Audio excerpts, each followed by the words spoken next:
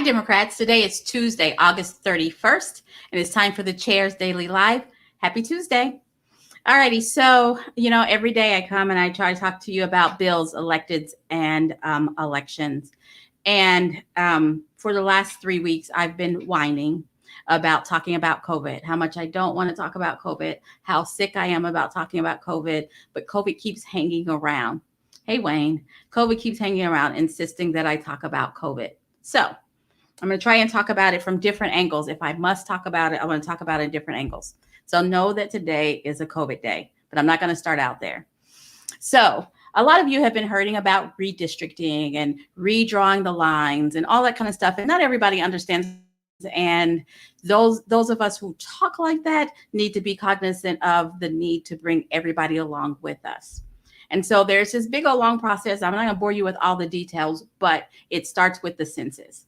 So last year I was, forever talking about complete the census, complete the census. I had people come on to tell you to complete the census, and let me tell you why. Among other things that the census decides is how much representation we have, how many districts we have, how many Congress people we have. It is determined based on how many people fill out the census. So some states, like Texas, gained a congressperson because they recorded enough new folks in their state to merit additional representation. And that's all based on who filled out the census. It is widely held in Oklahoma that we underreported, that there are a lot of people who live here who neglected to fill out the census. Either they didn't get it, they didn't understand it, they ran out of time. And then there are some people who are just against filling out the census. So I talk about that, not to bore you with census, because that's done and it's not coming back for another 10 years, but redistricting. So you know how you're living in one place and one day you think your representative is somebody else, and then you look up and your representative is another person? That's because of the census. It's because of redistricting. And based on how many people live in a section, each legislator has to have an equal amount of people in their districts. And so as people move around, a district may lose people, a district may gain people. And so we have to move the lines around to make sure that each representative is representing the same amount of people. Now, that's a long way of telling you that our legislature is out of session. You guys have heard me say that. They've been out of session since May. But the governor has called a special session, which I think is going to be the third week of November. I hope that it's not, but that's what I heard, has called a special session for the legislators to review the lines, finalize the lines, and vote on the lines for both the state house and the state senate, and also the congressional lines, so that we know who we're represented by. That requires a special session because our legislature is not due to come back into session until February, and that's too late. Okay, all that makes sense. All that is baked in the cake. All that, I have no objection to.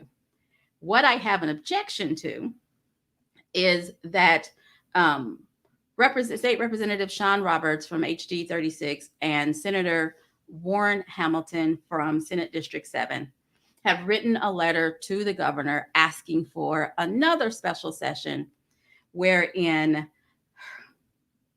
here's what they wrote, why they want a special session is so that we can make sure that we don't have any more COVID protocols. Now, the timing of it, honestly, people, so they've written this letter today, yesterday, right now. They've written a letter while COVID is still on a surge in our state, while, schools are closing or trying to figure out what they need to do. They've written a letter saying, we have too many COVID protocols. We have there's just too much. COVID is just too much in our lives, and we need to forget COVID. We need to have a special session so we can codify into law that we're going to stop with all of this COVID protocol nonsense. It's real. I'm not making it up. And they want an additional special session. Well, they want it to run at the same time. So instead of trying to figure out who our representation is and pinning that down and making sure that we fully understand that and focus, they also want to throw in this COVID stuff because it's contentious and it probably will meet them more headlines. I just want to say stop. Just stop. Um, what they specifically want to happen is for private businesses to not be able to determine their business and who can work at their business based on vaccination status. This is government, albeit state government wanting to intervene in what a private business does. And in case you were wondering, both John Roberts and Warren Hamilton are Republicans. I think that they forgot that they are supposedly the party of small government, because this is government saying, hey, private business, stop doing what you're doing. We want to tell you how to run your private business. We want to tell you who you can hire and who can come into your business. For no other reason, I'm guessing, than headlines. So I'm going to smash this up. That's the bill I want to talk about today and the elected officials that I want to talk about today. Again, just wanted to make you guys aware of the things that they are occupying themselves with, other than doing stuff like making sure that everybody who qualifies for unemployment gets it, making sure that more companies move to Oklahoma so that we can employ everybody, making sure that we mitigate the lives lost due to COVID. That's not what they're focused on. They're focused on trying to tell private businesses what they can do. Ugh, it's so annoying. Okay, so I just wanted to make sure that you guys were aware of that. That's something that's coming down the pipe. I'm hoping that it's just a publicity stunt and we don't have to have COVID fights in our state legislature in November. But who knows? Okay, so I told you it was going to be a COVID day. And my assertion that our COVID numbers are going in the wrong direction, and this is the wrong way to have a conversation, is backed up by statistics that I received from my state senator, who is a Republican. I am represented by, my state senator is Dave Rader, and he released numbers today that said, as of yesterday, there were 63 total ICU beds in the entire state of Oklahoma, and 50 of those were between Oklahoma City and Tulsa.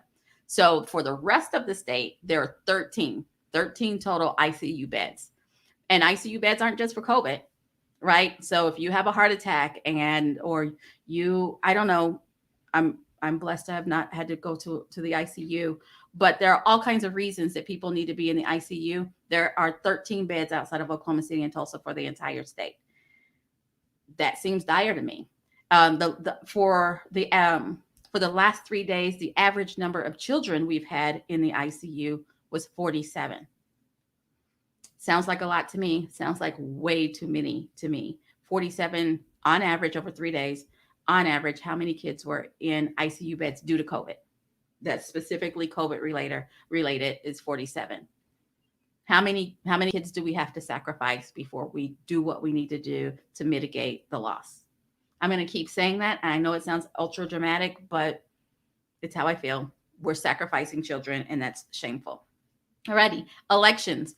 2 weeks from today, September 14th, half of the state has have propositions on a ballot. So if you haven't had propositions to vote on in the last 90 days, chances are you have propositions to vote on come September 14th. Go out to the Oklahoma State Election Board and look up your sample ballot, because like I said, chances are you have a sample ballot out there. Familiarize yourself with the proposition that's on your ballot and be ready to vote on September 14th, unless you go ahead and request your absentee ballot, and then you can vote from home before September 14th. All righty. That's my bills. Those are my electeds, and that's the election that's coming up today. Thank you so much for joining me. I will be back here at 4:15 tomorrow. Have a great one.